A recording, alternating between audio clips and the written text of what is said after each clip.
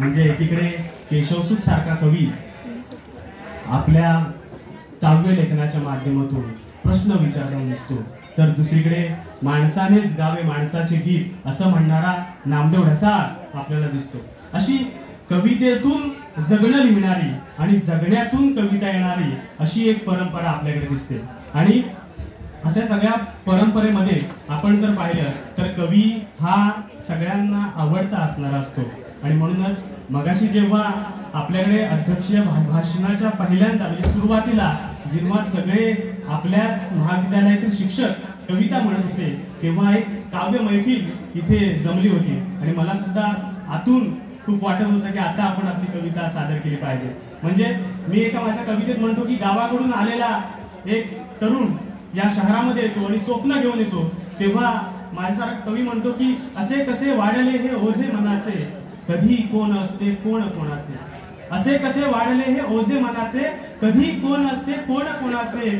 ओलावली जमीन घराची माझ्या, ओलावले डोळे असतील घराचे. असं वेदना जेव्हा आपण आपल्या कवितेतून लिहितो तेव्हा कविता कुठेतरी आपल्या अंतःकरणाला भिडत राहते. मी तुमच्या समोर एक प्रेमाची कविता म्हणणार आहे, कारण आपण सगळे तरुण आहोत आणि मीही तरुण आहे, त्यामुळे तरुणाईतून येणारी ही प्रेमाची कविता आपल्या समोर ठेवतो. कवितेचं नाव आहे समुद्र.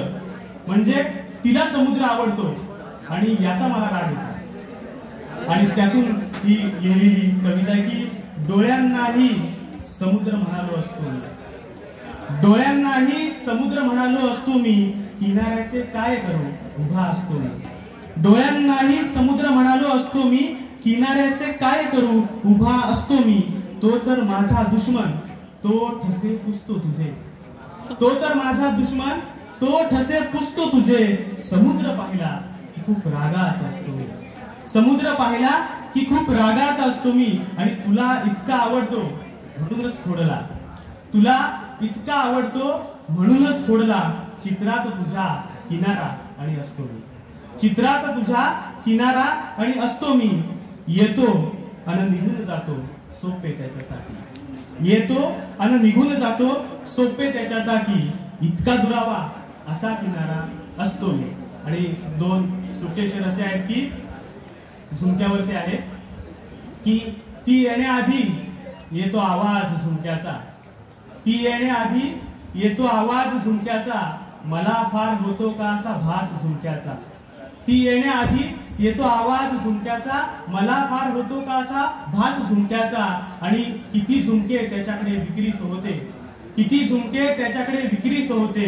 मी कधीच केला नाही व्यवहार झुमक्याचा, मी कधीच केला नाही व्यवहार झुमक्याचा. आणि गझलेवरती येतो की येतो आणि निघून जातो सोपे त्याच्यासाठी. येतो आणि निघून जातो सोपे त्याच्यासाठी. इतका दुरावा असा किनारा असतो मी. आणि दगडावरती बसून पाय सोडतेस तूही, दगडावरती बसून पाय सोडतेस तूही. बिलगणारा शांत असा असा समुद्र असतो मी. आणि शेवट असा आहे की समुद्राकडे पाठ फिरव आणि माझ्याकडे पहा. समुद्राकडे पाठ फिरव आणि माझ्याकडे पहा.